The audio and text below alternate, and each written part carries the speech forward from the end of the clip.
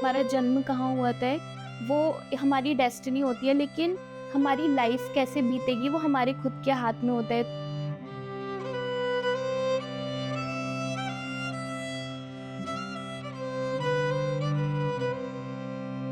मेरा नाम मधुर माथुर है और मैं देहरादून में रहती हूँ।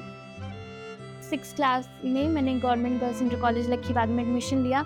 तो पहले बहुत ज़्यादा डर लग रहा था कि प्राइवेट से एकदम गवर्नमेंट में आई हूँ, और फिर सब इंग्लिश से डायरेक्ट हिंदी में हो गया। मैथ्स भी हम इंग्लिश में पढ़ते थे, वो भी हिंदी में हो गया था।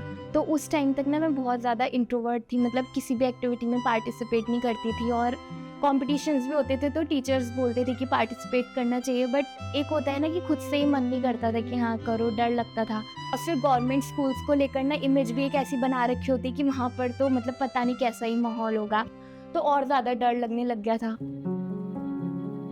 लेकिन फिर जब इस स्कूल में आई, फिर वहाँ पर रूम टू रीड के सेशंस होते थे, बच्चों को ग्रुप में बैठाकर उस तरह से और उनके साथ बातचीत करना, वैसा हमने कभी पहले नहीं करा था, क्योंकि हर बच्चे को एक मौका मिलता था कि वो खुद को एक्सप्रेस करे।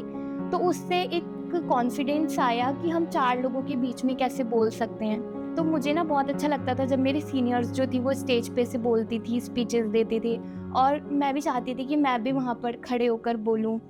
तो फिर मैंने अपनी जो मेरी एसएम थी उस टाइम पे, सरस्वती दी, मैंने उनको बोला कि दीदी मुझे भी ऐसे पार्टिसिपेट करना है स्पीच में, लेकिन मुझे बहुत डर लगता है, बहुत ज़्यादा। तो उन्होंने मुझे समझाया कि नहीं तुम एक बार पार्टिसिपेट करो, और फिर उन्होंने मेरी कंटेंट लिखवाने में हेल्प करी। फिर मैंने वैसे मतलब स्पीचेस में पार्टिसिपेट करना स्टार्ट किया, और उसके बाद ऐसा हो गया था कि जूनियर्स में जब भी कोई स्पीच कंपटीशन होता था तो उसमें मेरा नाम जाता था सबसे पहले। मेरे को देखकर मेरे कई सारे फ्रेंड्स ने भी स्टार्ट किया स्पीच देना। हमारे पूरे कंट्री की एक सर्वोच्च नागरिक होते हैं राष्ट्रपति जी, जो अभी प्रेसिडेंट में हैं, द्रौपदी मुर्मू जी। तो मुझे उनसे, जब वो फर्स्ट उनका यहाँ पर प्रेसिडेंट बनने के बाद उत्तराखंड में उनका दौरा था, तो उस टाइम पे मुझे उनसे मिलने का मौका मिला। देहरादून से 5 लड़कियाँ सिलेक्ट की गई थी कि उनसे डायरेक्ट इंटरेक्शन होगा, और वो मेरे लिए बहुत बड़ी चीज़ थी एक।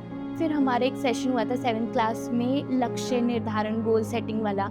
हमने उस सेशन से सीखा कि पहले अपने स्किल्स को, अपने पैशन को, अपने इंटरेस्ट को देखना चाहिए। तो फिर उस टाइम पे मैंने जब एनालाइज़ किया कि मेरे लिए क्या अच्छा रहेगा, तो मैंने जर्नलिज्म का चुनाव किया था।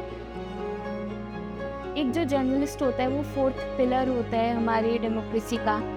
मीडिया अगर नहीं होती तो हमें जानकारी ही नहीं मिल पाती हमारे आसपास की चीज़ों की, क्या चल रहा है। तो बहुत इम्पॉर्टेंट एक रोल जो है जर्नलिज्म प्ले करता है हमारे सोसाइटी में। तो मुझे लगता है कि लाइफ का मोटिव ये होना चाहिए कि जो भी कर रहे हो वो इतना अच्छा करो कि उससे तुम्हें तो फ़ायदा हो ही, और साथ में बहुत सारे लोगों को